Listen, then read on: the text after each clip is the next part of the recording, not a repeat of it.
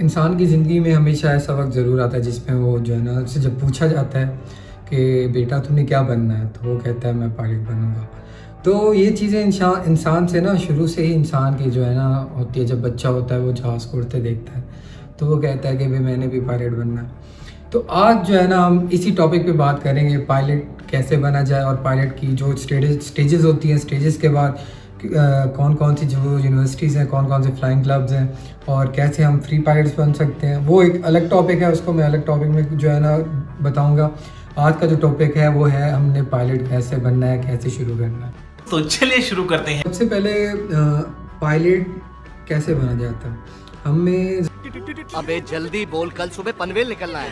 तो सबसे पहले जो हमारी एजुकेशन रिक्वायरमेंट होती है उसमें हमें चाहिए होती है इंटरमीडिएट, चाहे वो FA हो, चाहे वो FSC हो, चाहे ICS हो। जो भी आप इंटरमीडिएट में कर रहे हो आप उसमें जो है ना आप पायलट के लिए अप्लाई कर सकते हो। तो पायलट में अप्लाई करने के लिए सबसे पहले आपको जो है ना कॉन्टैक्ट करना पड़ता है फ्लाइंग क्लब्स में।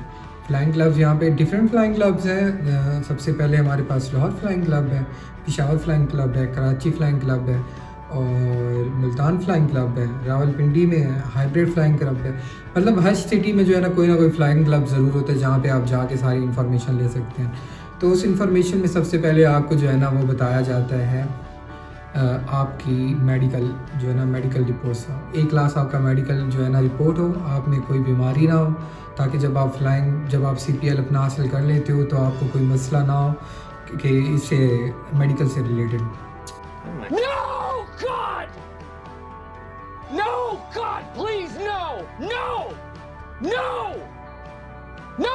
तो सबसे पहले मैं आपको बताऊंगा हमारे पास 3 कैटेगरीज हैं पायलट के लाइसेंस की, PPL, CPL और ATPL। PPL जो होती है वो होती है प्राइवेट पायलट लाइसेंस। उसमें हमारे पास मिनिमम जो है ना आपको जो है ना 10 से 20 आवर्स की ज़रूरत होती है फ़्लाइंग की।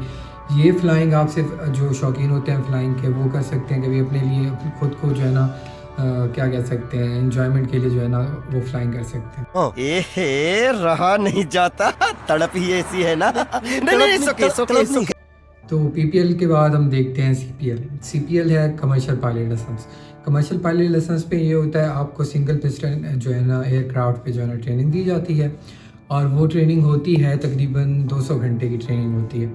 200 घंटे आपने फ्लाई करना होता है, उसके बाद आपने पेपर्स देने होते हैं। जब आप पेपर्स देते हो तो आपको CPL जो है ना मिल जाता है।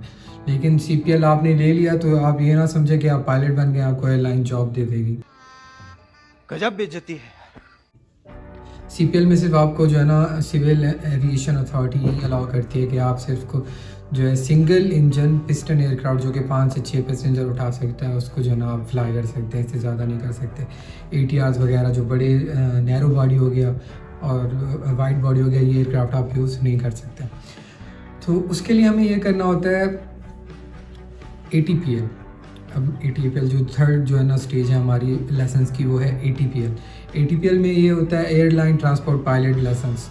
तो इसके लिए आपको जो है ना मेहनत करनी पड़ती है काफ़ी सारी, तो इसके पेपर्स भी देने होते हैं और आपके पास ज़्यादा से ज़्यादा फ्लाइंग एक्सपीरियंस होना चाहिए इस चीज़ को जो है ना इस लाइसेंस को लेने के लिए, ताकि आपको जो है ना एयरलाइंस जो है वो आपको एज अ फर्स्ट ऑफिसर रख सकें।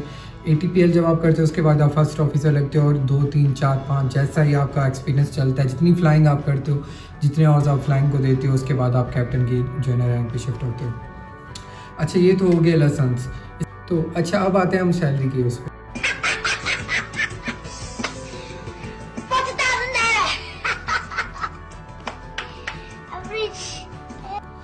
सैलरी एक डिफरेंट चीज़ है, हर एयरलाइन अपनी जो है ना अपनी जो है ना सैलरी प्रोवाइड करती है। अब मेरे पास 1-2 पायलट साइड हैं PIA के, तो वो ATR एक छोटा एयरक्राफ्ट है मतलब कि भी एक आयल वाला है, तो वो जो है ना 6 से 7 लाख पर मंथ ले रहे हैं उस पर। अगर आप प्राइवेट एयरलाइंस में जाते हो लाइक कतर, बाहर की कह रहा हूँ मिडिल ईस्ट की, तो ये आपको एज अ फर्स्ट ऑफिसर तकरीबन 15 से 20 लाख ऑफ़र करते हैं और उसके बाद जब आप कैप्टन की रैंक पे जाते हो तो सैलरी और ज़्यादा हो जाती है। तो इसमें ये बात है कि भी आपको जो है ना सैलरी की प्रॉब्लम नहीं होती, बस आपने पहले शुरू में मेहनत करनी होती है, उसके बाद जो है ना आपको जो है ना इसका फल भी मिलता है। ये बड़ी अच्छी बात कही आप। अच्छा, एक और चीज़ आपको बताऊं, अब तो ये हो गया पाकिस्तान का। पाकिस्तान में ये फ्लाइंग ग्लव्स थे जो करवा रहे थे। उसके बाद है हमारे पास मैं अगर किसी को रिकमेंड करूंगा, अगर वो इस चीज़ की तरफ जा रहा है तो वो मिडल ईस्ट की तरफ जाए, ऑस्ट्रेलिया की तरफ जाए या यूएसए की तरफ जाए, अगर उन्होंने एक क्वालिटी जॉब हासिल करनी है तो। क्योंकि हम अगर कतर एयरलाइंस में जाके CPL करते हैं या एमिरेट्स में जाके CPL करते हैं या UAE की ब्रिटिश होगी, इन एयरलाइंस में जाके जो है ना हम करते हैं CPL, तो ये हमें गारंटी देते हैं जॉब प्लेसमेंट की। तो इनकी जॉब प्लेसमेंट जैसे ही होती है और इनकी सैलरी भी इतनी होती है कि जब जो आप लगाते हो अपनी ट्रेनिंग पे, वो 1 साल या 1.5 साल के अरसे में जो है ना वापस आ जाता है। तो कतर एयरलाइंस ये हमारे पास एयरलाइंस थी, तो इनकी जो है ना, मैंने कॉस्ट तो आपको बताई नहीं थी। कॉस्ट इनकी होती है तकरीबन आपके पास 2 से 2.5 करोड़। और ये हमारी जो सिविल एविएशन में जो ये पायलट की कैटेगरी है, ये सारी डिपेंड कर रही होती है फ्यूल प्राइसेस पे। क्योंकि आपको ग्राउंड हैंडलिंग में तो ग्राउंड की जो ट्रेनिंग होती है उसका तो आपको पता होता है कि भाई वो एक अलग ही फ़ीस होती है, वो आपको बता देते हैं कि भाई आपने इतनी फ़ीस देनी है।